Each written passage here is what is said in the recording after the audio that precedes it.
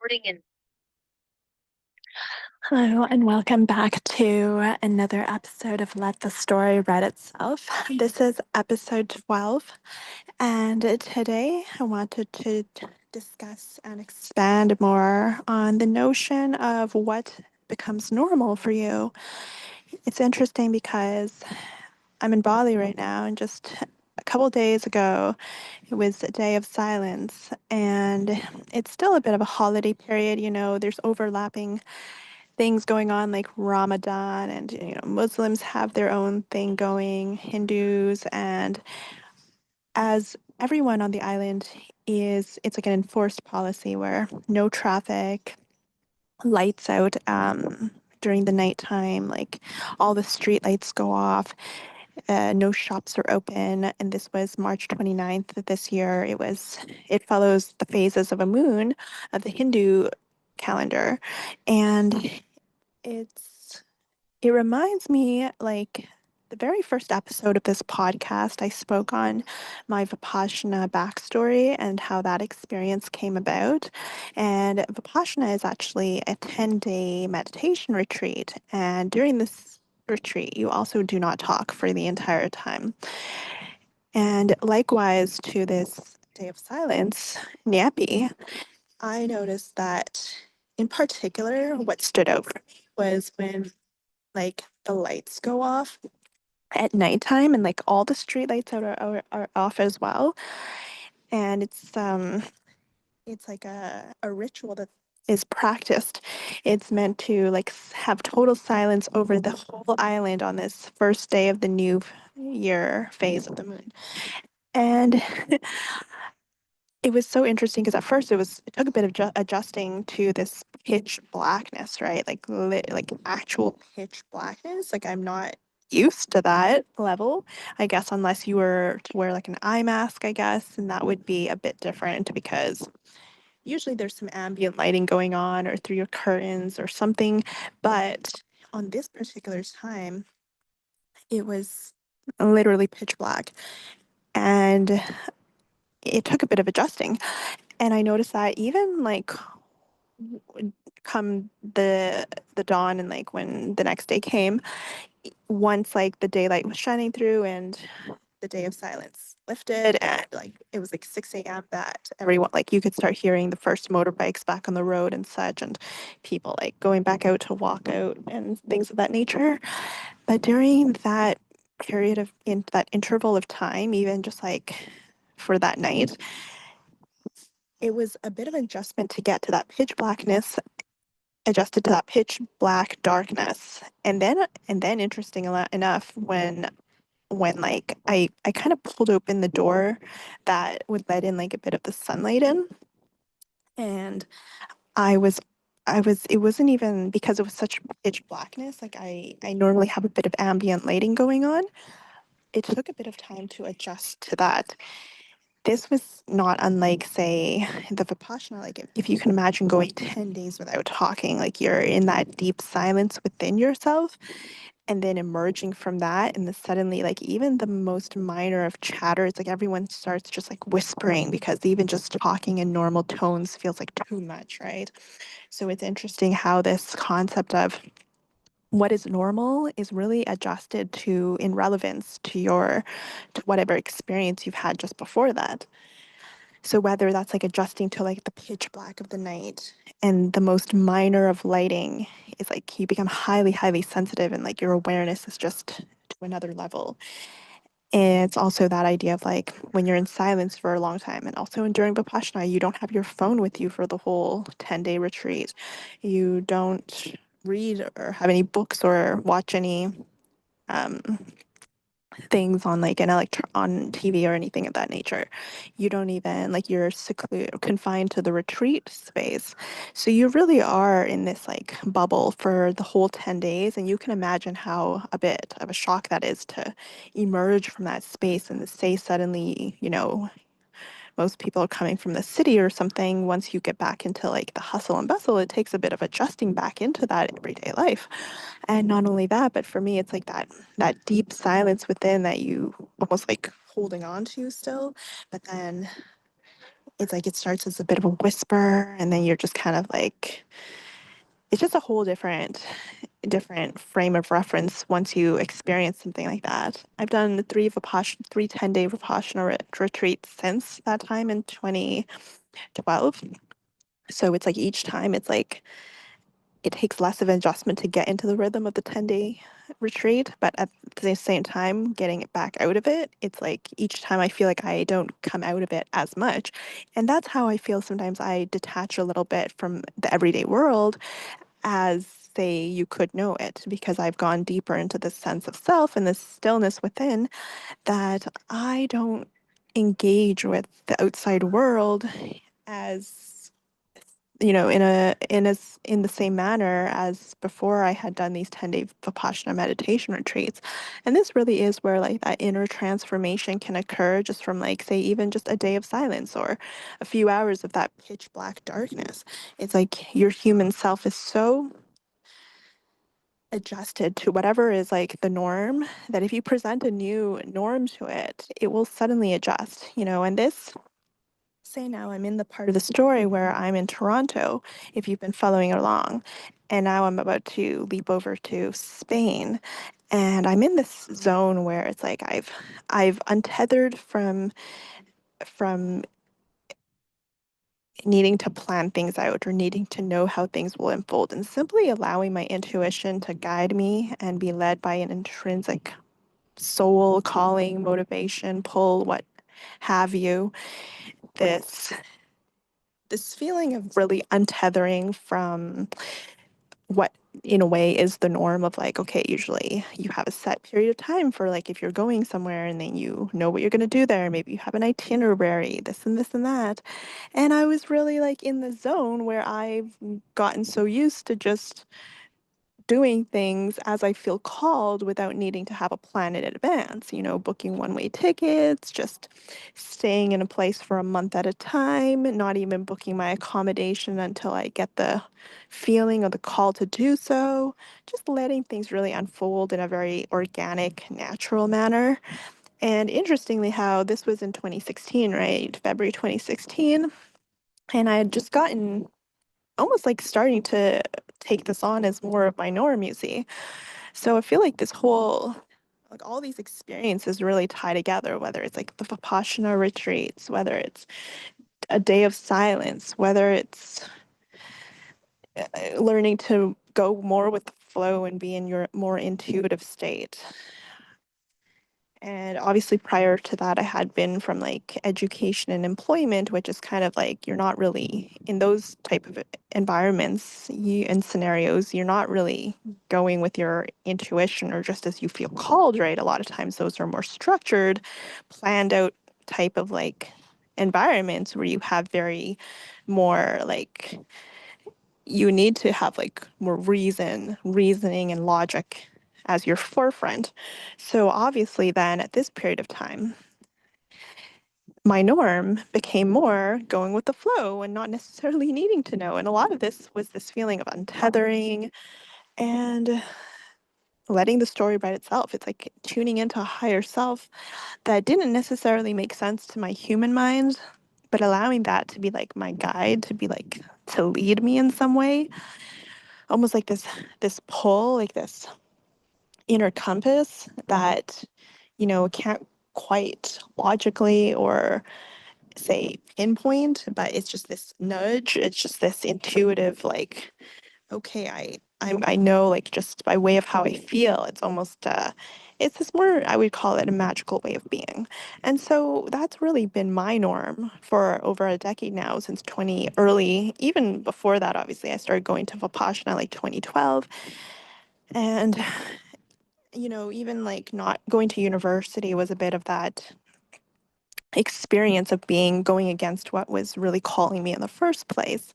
So this whole idea of like what is the norm and what feels like your everyday life, you can like adjust it based on the things that you expose yourself to, like the experiences you have, immersive uh, these immersive experiences really can transform you in ways that you might not even necessarily be able to define. It kind of just grows as you kind of go through it. And so for me, like some of these defining moments really are just like walking away from education and employment in that traditional sense. And then at some point getting into the 10-day Vipassana meditation retreats. Currently, there's little moments here and there that, always when you're traveling and going about life and just being in the adventure of life, really, the journey of life. There'll be moments in here and there where you recognize that, like, wow, this is something that I've not experienced before. This is something that's changing how I see things, my perspective. It's a bit of a different framework, a bit of a different energy. So I've been like more than 55 countries, most of them, I would say the majority of them solo at this point. And, so that's just like a lot of stories, lots of experiences, a lot of like moments that have definitely shaped me here and there.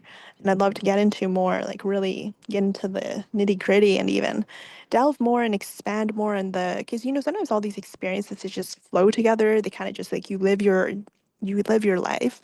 But when do you ever really take time to reflect or to properly pull out the nuggets of wisdom, of which I feel like I'm just a complete wealth of all these different nuggets of experiences, right?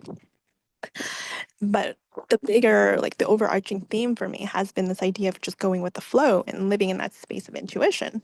And then here I am on the brink of going from Toronto to Spain in February of 2016. And this feels like a bit of a leap for me. And this idea of untethering and making it even more so my normal, like going deeper into that space of inner knowing and trust and surrender. So, likewise to how, if you're emerging from a 10-day meditation retreat in which no one was talking for the 10 days, you were silent for essentially 10 days, you didn't look at your phone for 10 days, obviously you're going to be adjusting to a certain period. What looks normal to you is going to be different than what looked normal going into it. Likewise, even just after a day of silence, a pitch black darkness, emerging from that, it takes a bit of adjusting to like, okay, things coming, even if like you don't have to adjust to that new normal. For me, it's like I don't necessarily want to be back in some people is like right away they're already, back. And some people actually try, like they'll go to like different islands or they'll make sure that they leave before the day of Niepi or whatnot, or right away they'll be back to like everyday life. For me, it's like I like to linger a little bit more in that space. For me, it's more the norm to be in a bit more of that meditative space anyway. So everyday life for me is not always about just like go here, go there. Make sure you live the day to the fullest. Like live the day to the fullest for me is not necessarily like, oh my gosh, I must see it's not always like an outward, like I have to see everything, I have to do everything, I have to da da da. It's not like that yang energy. A lot of it is that balance of like the yin as well. So a lot of it is just inward activities or silence of that nature. And, obviously Vipassana has shaped me in many ways, having done, I guess, a cumulative 30 days, if I've done 10-day retreats thus far, I really would like to do another one. But, it's even like recording this podcast. This is something I only just started recording in February of this year. So not even a month ago. And I've just been doing almost like 2 episodes a week, maybe a bonus here and there. And this also has become a little bit of like my new normal in a sense, because this is not something that, at first I felt like, oh gosh, to like start recording and then uploading, like that's such a big of a leap. But then now I'm like, oh, it's just become like my new normal. Like it's just become easy for me to do these different, to do like this podcast twice a week, that it feels a bit odd if I don't actually do it. You know what I mean? And even just like uploading it onto a public channel, like I'm putting it onto a public channel where people can listen. And that's the whole point of it, right? I'm not just recording it for myself. I'm doing it because I want to share and I want to also, you know, be able to articulate what the story, like also I feel like the story becomes more clear the more I talk about it. Because when I when I talk about it, sometimes I'm like, oh yeah, and this, it kind of you remember more things as you go through it. And yeah, I didn't record at the time I was living through it, but it's kind of like now I'm almost segueing it with moments that are of relevance to me now. Like, for example, being in Bali. So I'm kind of combining aspects of what's going on for me now with the stories that have led up to this moment. And it's all just like a convergence, right? And it's all about creating a new normal through the experiences that you expose yourself to and the habits that you take on. Because, as with anything, something will not feel like it will take a bit of adjusting to until you get into that rhythm and that flow that suddenly it feels almost like to not do it feels abnormal. So it's like that's how you actually shift from one state to another. It's simply in the doing and the becoming of it. And suddenly what you adjust to will even shift because now it's like, oh, maybe now I'm needing to adjust to something more. Yes, I'm recording these podcasts twice a week. Yes, I'm in flow simply traveling the world and going as I feel called. And that's like my norm now. When obviously over a decade ago, it was like I was becoming that. I was adjusting to that way of life. I was growing into that. And likewise, that sense of stillness and peace and meditation is like more ingrained within me now. Whereas, say, prior to that, I was definitely a lot more operating from my logical thoughts, more of a like a compartmentalized, if you will, like a then B linear way of thinking, whereas now I'm a lot more fluid. I'm a lot more like it's just a whole different way of operating and perception, right? So, yeah, this episode is really about the convergence of different stories and timelines and just this understanding that whatever habits you have going on now, whatever way of life or perception or is currently your norm, is all only because you have adjusted to it in some way. There's some adjustment that had occurred that had made it kind of like your comfort zone. And like, you're like, oh, this is just the way things are. Yes, they are just the way things are for as long as you continue to practice that same habitual activity or way of being until you introduce something out of the norm or something out of the ordinary into that routine, then you might recalibrate. Your adjustment might shift. And then if you continually implement and practice that, you will recalibrate yourself to a new normal, to a new adjustment level, to whatever your soul calls you more toward, you can adjust more to that. And I would actually say that your soul is always calling you towards the things that you are most drawn to for that very reason, that it wants to be more prevalent in your life and your way of being.